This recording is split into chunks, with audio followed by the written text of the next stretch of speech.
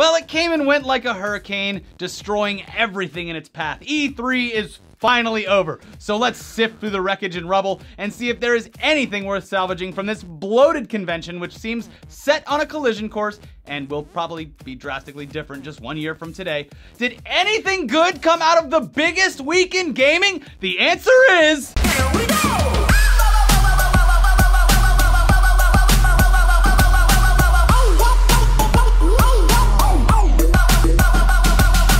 No. Okay, well, now hold on, Elliot. Wait just a second, because at this year's E3, we were finally blessed with the greatest artistic achievement in gaming history. Kanye West's video game called Only One, where you, and no, I am not making this up, follow Kanye's mother, Donda West, on her journey to heaven. He announced this like a year ago. Well, there's a trailer now. That's the game. There's no other info about it. We don't know if you control her as you literally fly as an angel with your angel wings up to heaven. We don't know what happens if you fail. There's no info or even a release date. But at the very least, it's good to see that Kanye hasn't added a release date to this, only to end up missing his mark while he works on what will probably be the greatest game ever. All right, it's out. Oh, just kidding. All downloads are canceled. I'm gonna work on it for a couple more days. We're just gonna move a couple things around here. It's gonna be the first title exclusive game. Yeah. You have to see the trailer. It's literally her flying through clouds to get to heaven. Yeah, they released that like 6 months ago. Oh, really? Yeah, I saw this a long time ago. Oh man, I thought I was like really gonna surprise you with something. No. Anyways, it looks great. I mean, yeah, I guess you're right.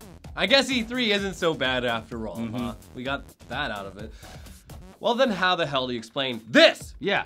Now, believe it or not, there were some dancers and furries that were left out of Katy Perry's infamous Super Bowl halftime performance, and rather than let these talents go to waste, looks like good guy Ubisoft decided to give them a chance on the stage of their big E3 press conference. It wasn't all bad, though. We did get to learn a lot more about South Park's new game, The Fractured Butthole, and the Ghost Recon Wildlands games looks cool, although whatever we do actually eventually get when it hits stores 5 years from now will be a gimped version of what we're seeing now, just like how The Division was demoed versus how it actually landed. So stop talking shit about my favorite game of the year, Elliot. First of all, The Division is great. And look, they're even putting out DLC for it on the 28th. Oh, God. I can't wait to be the only one on my friends list playing it. Anyways, Ubisoft also showed off Watch Dogs 2. Oh! Which is, a lot of people were upset last week in the comments like, oh, Watch Dogs is great. What? I don't know why, but you definitely let your voices be heard in the comments, whatever. It proves that we do sometimes read them. Bethesda showed off nothing really exciting unless you're a big Dishonored fan. Dishonored 2 is happening. Oh, what a surprise.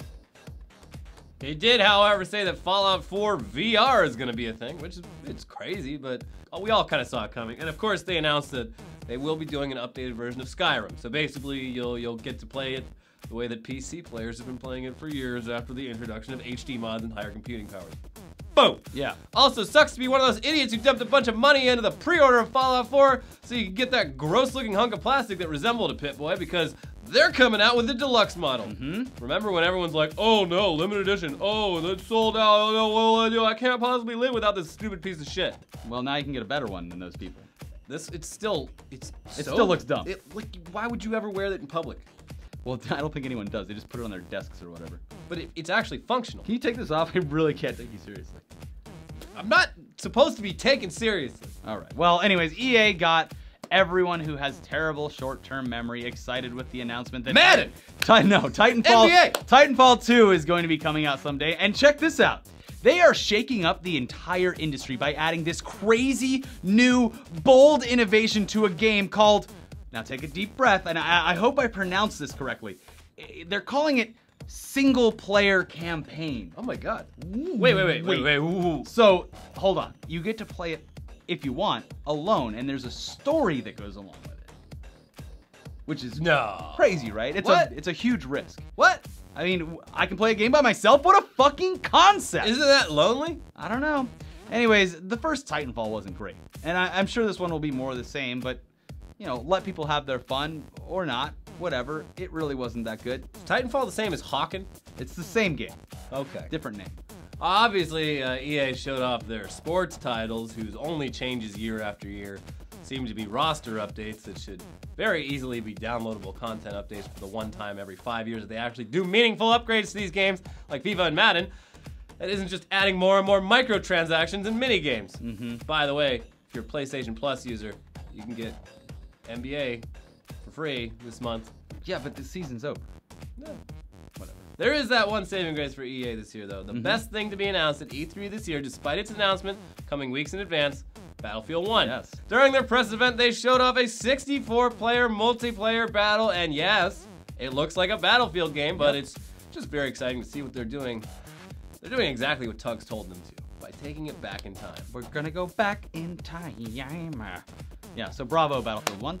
Thanks for listening to us. Finally, someone fucking validation. Yeah, feels good. Also, there's some new Zelda bullshit coming out where you get to skydive or something. And of course, they showed off new Call of Duty Infinite Warfare footage at the hot dog stand outside the venue. Moving on!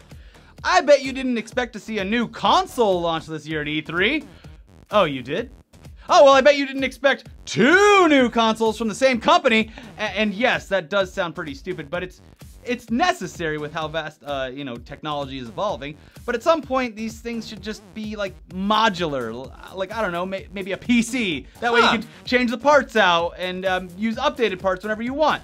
Yeah, it's like a PC, right? That's another that's great a good idea. idea. We should create something called a PC. Single-player games, modular gaming systems. It's crazy.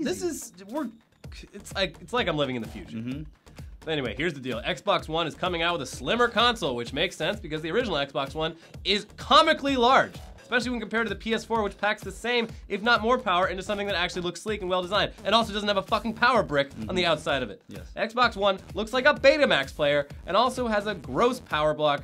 You gotta cram it into your entertainment.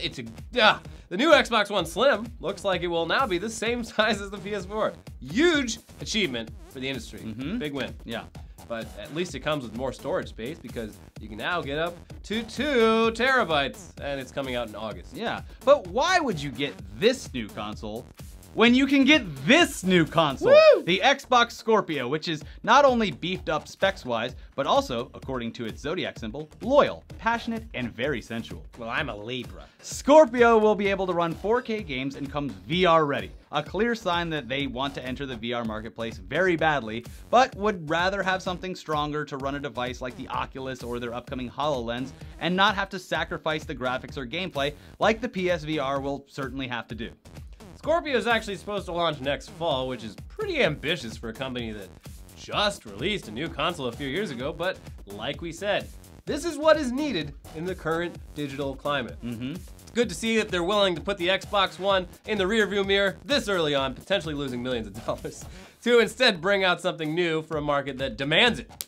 So, can't believe I'm saying this, but good job, Xbox. Yeah, good for you. And it'll probably be pretty expensive considering all the updated specs and stuff. So why don't you just go buy a PC? It's gonna be cool to see. The PC has too many parts. When you, I don't know. I got 2 left feet. I'm gonna screw it up somehow. Anyways, the thing is I'm very interested to see the price point of Scorpio because by the time it comes out, you will have to be able to buy a gaming PC that is better than that for the same price. That's what drives me nuts. Well, I know that we missed a lot more garbage from E3, but I mean, I was pretty hungover when I was writing this because of back-to-back parties that Shibby and I attended because there's literally nothing more fun than spending other people's money on alcohol.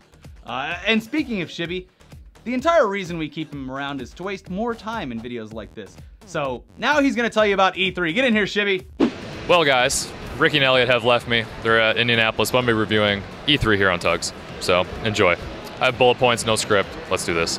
So, at E3, minus. Everything was behind closed doors. Pretty much any game demo you wanted to see, you had to either know someone or sneak in or say your IGN or Funhouse, and that would get you in, fortunately. But yeah, I mean, what the hell is up with that? I don't understand why really waiting in lines to play games, they just weren't out in the open. So, I'm not sure if that's a new thing that E3 is just going to be doing, is where literally no games are out on the floor. Battlefield 1 was quite incredible. I did enjoy that quite a lot. Not a lot of highlights here at E3, as you guys know, but it was a lot of fun to play. One thing that really pissed me off, though, is that there was really weak Overwatch branding at the T-Mobile booth, where they were actually playing competitive Overwatch, but It was just nothing was there branding about Overwatch. So that really hit home for me. Another minus here is that my coworkers were here at the convention, but Ricky and Elliot were not. So it was kind of a plus and a minus. I'm not really sure. Nintendo, you needed tickets to go and see their games. Plus, there's a huge line in some Disney World knockoff bullshit. Like, I honestly don't know what they're doing. There was like fake grass in there. It was really stupid. There's too much VR. I mean, E3, you're supposed to live in reality here, and that's virtual reality. VR is just, it's really dumb. The South Park trailer was one of my favorites. The food truck lines outside, the lines were too long. There weren't enough parties that we're invited to, but you know, that's how we do things here on ETC. ETC also changed their Twitter handle, which is really silly. The PR booth girls, they don't know shit about the games, and they are really not helpful about getting into any of the games to play. The Steep game from Ubisoft was really cool, the one that's skiing. I like that one a lot. And let's be honest here, the conferences, they were all pretty decent, but Microsoft and Ubisoft were really cringy. Now, I know that word's kind of dumb, but the draft dancing outside, that was just dumb as hell. Sony, they were actually very like adult and mature, where they had a live orchestra. They showed games, and just not a lot of bullshit people talking on stage. However, Sony, what the fuck? You didn't show the PS Neo. Is that because that Microsoft showed Project Scorpio and it was so much better? 6 T-flaps? How are you gonna deal with that? So, overall, I have to rate E3 2016 0 out of 10 because the fortune teller left early and I did not get my fortune read, so I'm very upset about that. Anyways, back to you guys.